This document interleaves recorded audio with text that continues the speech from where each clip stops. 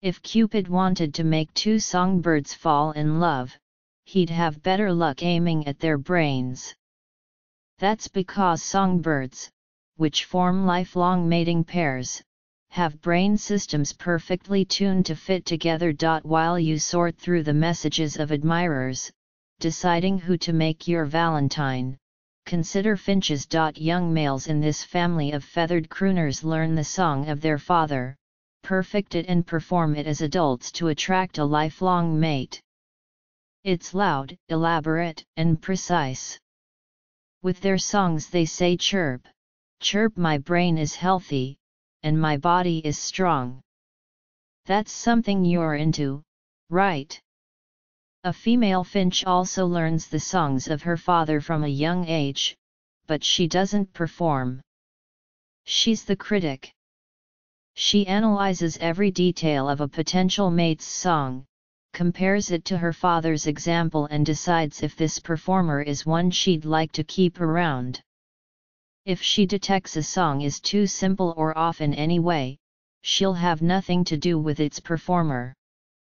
She's very picky, as she should be, because the mate she chooses will help raise their young till death do they part. Over the past decade, researchers looking into the chickpea-sized brains of finches have discovered that each sex uses what's called its sound control system to convert sound waves to social messages and then use them to find mates, kind of how humans use vocal sounds to communicate.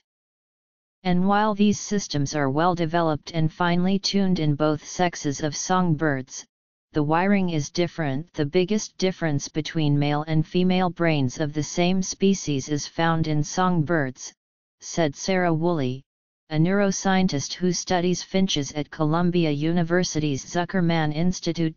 Drive. Woolley's lab has been looking into the acoustic systems of zebra, Bengalese, and long-tailed finches to see how their brains take in and process sounds, learning, performing and analyzing different parts of them to make sense of songs. A male's system is designed to recognize the songs of other males and copy his father's.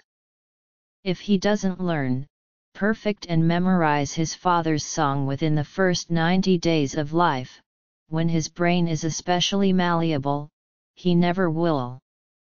He still sings, but he sings a disaster, said Dr. Woolley.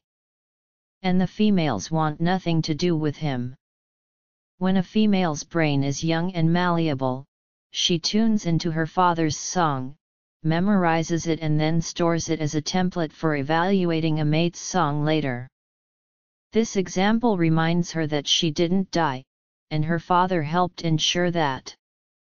Perhaps something similar will work for her offspring. Females tend to prefer elaborate songs with more syllables. How well the birds learn depends on a genetic predisposition to tune into sounds specific to their species. But experience is important too.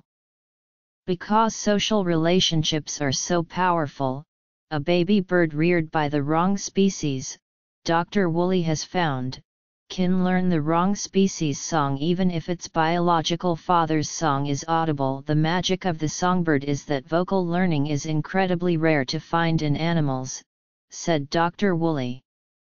No ape can do it, except the human, no monkey can do it, and no rodent can do it.